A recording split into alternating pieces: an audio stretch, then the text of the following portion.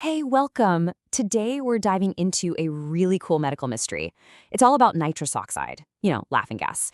Now, you'd think based on its chemistry, it should be kind of slow to work as an anesthetic, but it's not. It's actually incredibly fast. It totally breaks the rules we thought we knew. So, what's its secret? How does it do it? Let's find out. Okay, so here's our game plan. We're going to start with the paradox itself, why this is so weird in the first place. Then we'll uncover the one key secret behind its behavior. From there, we'll see how that secret creates two really powerful physical effects. And finally, we'll see how doctors actually use the science in the real world, in the operating room. All right, let's get right into the heart of the puzzle. In anesthesia, there are pretty well-established rules about how fast a gas should take effect. But nitrous oxide, well, it just doesn't play by those rules. It's a total outlier. So, this is the core question. That term, blood/gas partition coefficient, sounds super technical, but it's just a way of measuring how much a gas likes to dissolve in blood. And the rule of thumb is really simple. The less soluble a gas is, meaning the lower its number, the faster it should work. But nitrous oxide just flips that whole idea on its head. And you can see it right here. Check out desflurane. It has a coefficient of 0.42. That's pretty low, so it should be fast. Then you have nitrous oxide with a higher number, 0.47. Logically, it should be slower. But it's not. It's actually faster. This right here is the paradox we're here to solve. So, how do we explain this? Well, the entire answer comes down to one single, really dramatic chemical property. And to get it, we need to stop comparing nitrous oxide to other anesthetics for a second, and instead compare it to the very air that we're breathing right now. And here it is. This is the whole key. The main gas in air is nitrogen, right? Well, compared to nitrogen, nitrous oxide is about 30 times more soluble in your blood. That massive difference isn't just a small detail. It's the engine that drives everything we're about to talk about. Okay, so now that we know nitrous oxide is crazy soluble, let's see how that creates our first major phenomenon. It's called the concentration effect. And this is where the physics starts to get really, really cool. So let's just lock in the official definition real quick.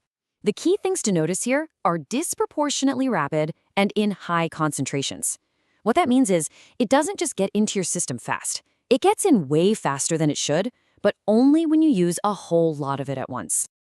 To really see this in action, think about it like this. When you breathe normal air, the nitrogen in it isn't very soluble, so it mostly just hangs out in your lungs. The volume of your air sacs, your alveoli, stays pretty much the same. But when you breathe a high concentration of nitrous oxide, it dissolves into your blood so fast and in such huge amounts that it creates this vacuum effect, literally causing your alveoli to shrink. And this sets off this amazing feedback loop. You breathe in a ton of nitrous. It just rushes out of your lungs and into your blood, which makes your lungs shrink. That shrinkage then concentrates everything that's left behind, which cranks up the pressure and forces even more nitrous into the blood, even faster. It's a self-accelerating process. Okay, so a great question probably popping into your head is, hey, if this effect is so powerful, why don't we see it with other anesthetics? And it's a fantastic question. The answer isn't about the gas itself, it's actually about the dose we have to use. See, it all comes down to potency. Nitrous oxide, believe it or not, isn't very strong. You need a really high concentration, like 60 or 70% of the air you're breathing, to get an effect. Other agents are so powerful, you only need a tiny little bit, maybe 2 to 8%, and those tiny amounts just aren't enough to create that big vacuum effect. It's the sheer volume of nitrous oxide that pulls the trigger on the concentration effect. So, now that we understand the concentration effect, we can move on to its direct consequence, which is this second, incredibly useful phenomenon that anesthesiologists use all the time. It's called the second gas effect. The idea behind the second gas effect is actually pretty simple. When you use nitrous oxide, it basically acts like a carrier gas. It gives a second anesthetic gas a piggyback ride, making that second gas work way faster than it ever could on its own. Let's make this visual. Imagine this is the cocktail of gases we're giving to a patient. You've got a big chunk of nitrous oxide, some oxygen to breathe, and then a small slice of a really potent anesthetic, something like sevoflurane. Okay, now watch what happens.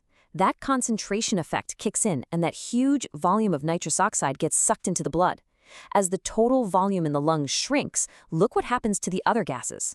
The proportion of oxygen and sevoflurane goes way up. The slice of the pie for our second gas just got a whole lot bigger. And that's just basic physics. By artificially jacking up the concentration of that second gas inside the lungs, we've basically made the pressure hill that pushes it into the blood much, much steeper. Fick's law tells us that a steeper gradient means a faster transfer.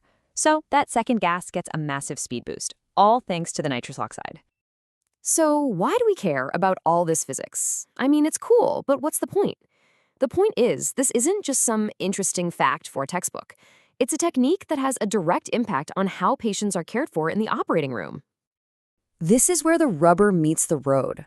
Anesthesiologists use the second gas effect on purpose to make going to sleep for surgery faster and smoother. It's especially useful with kids, where you want the induction to be as quick and as calm as possible.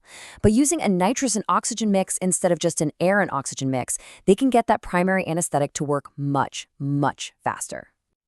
You know, when you step back, the story of nitrous oxide is just this perfect example of applied science. It shows how, by really understanding the fundamental laws of physics, like solubility and diffusion, we can take what looks like a weird chemical paradox and turn it into a powerful clinical tool, one that makes surgery safer and more efficient for everyone involved.